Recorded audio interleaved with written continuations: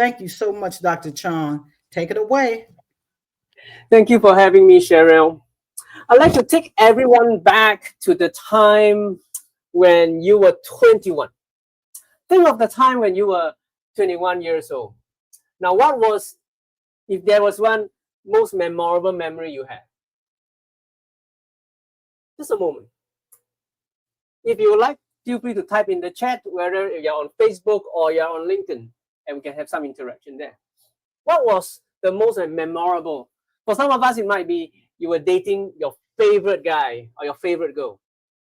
For some others, perhaps I have a friend who would tell me that I was having the incredible lesson in the university, learning things that I wouldn't have thought existed. I don't know. What was it for you when you were 21, the most memorable? I'd like to share with you mine.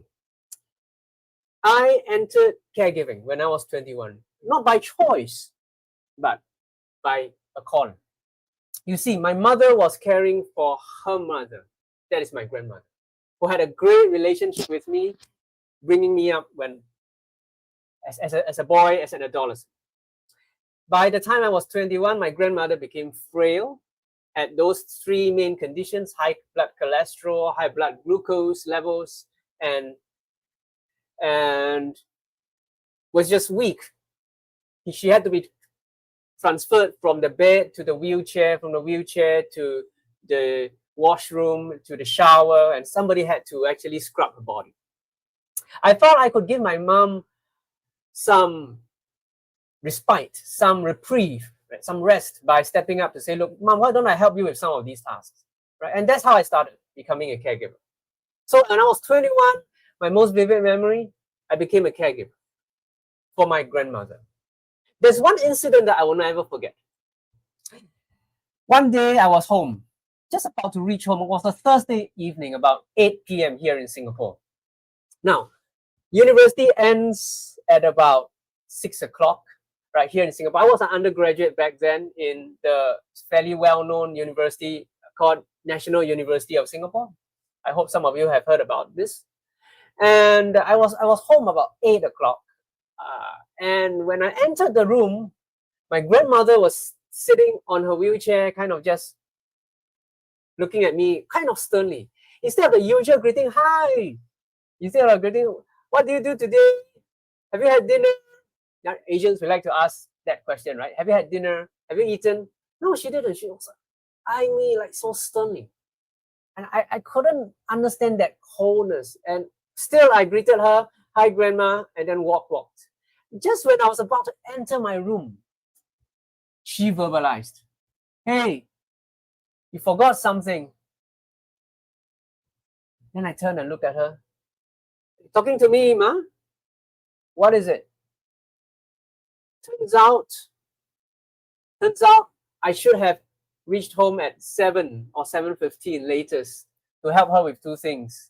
Change her adult diapers, right? Because that day, that afternoon, nobody was going to be at home.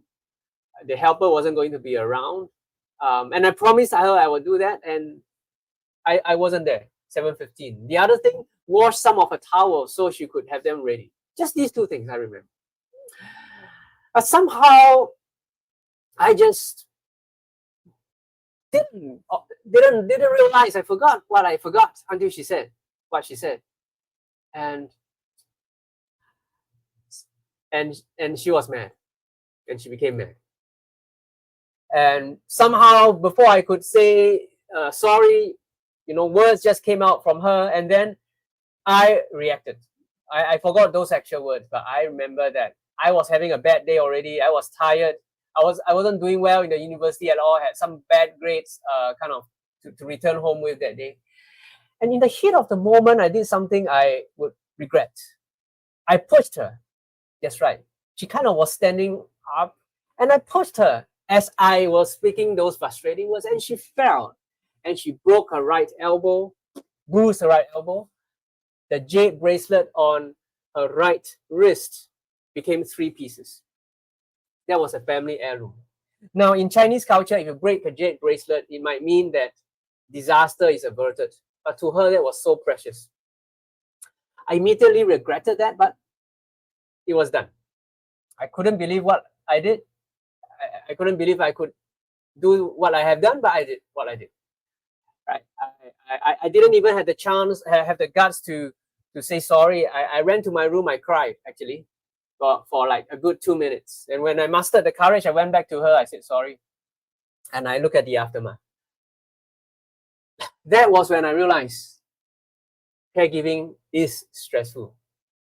Much as I was a much more able, strong, physically strong young person, young man at that time, right, compared to my grandmother, right, still it was quite a bit of load, quite a bit of stress to bear. This is no wonder why my mother was depressed, I realized, right? And that became a experience that I held with me today.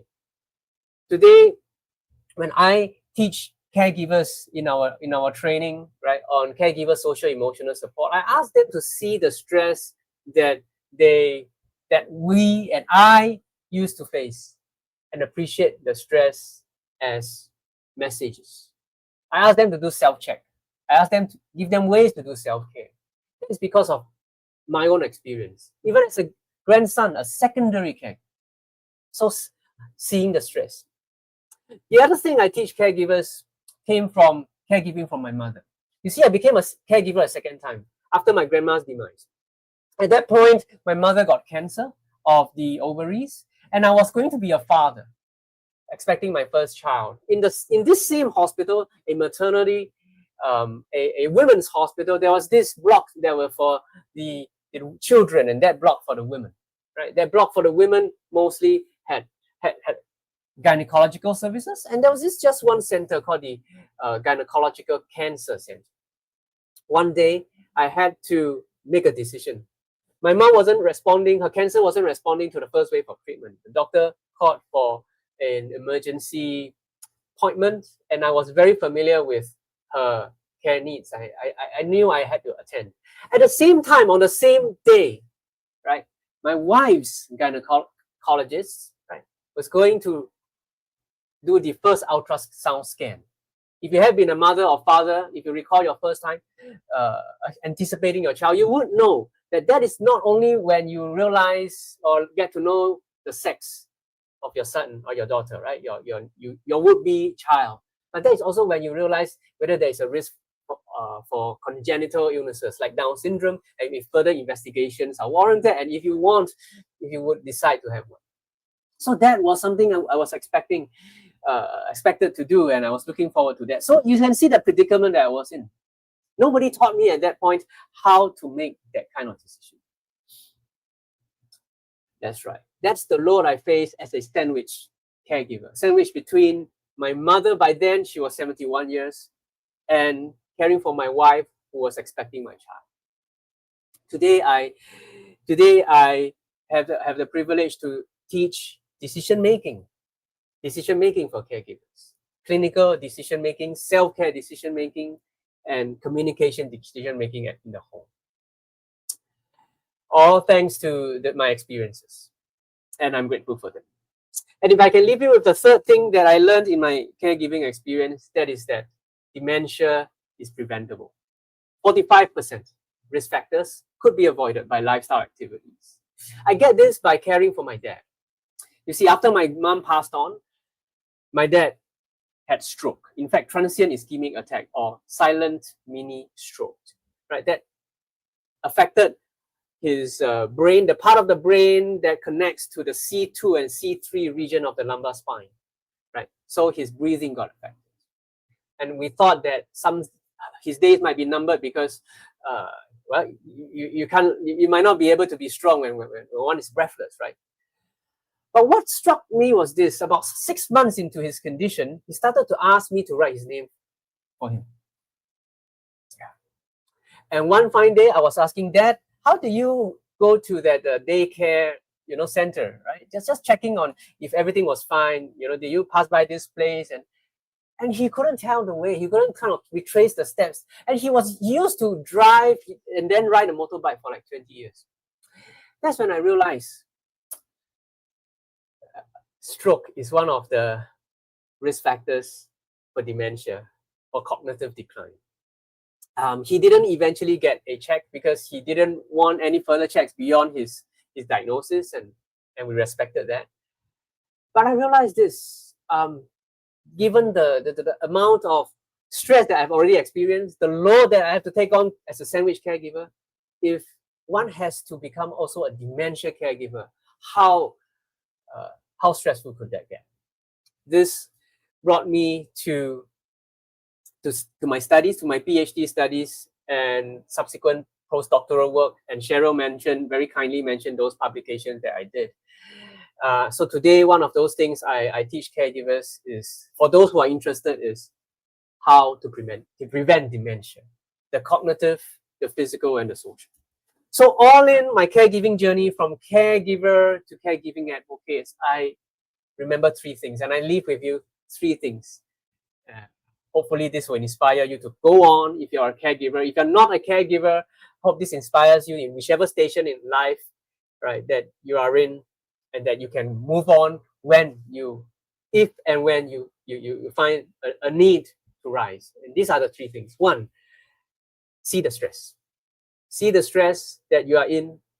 Look for your stressors, deal with them, manage them, take time out. See the second thing, know the load. Find ways to measure the load you're in, especially when you realize you have to make complex decisions.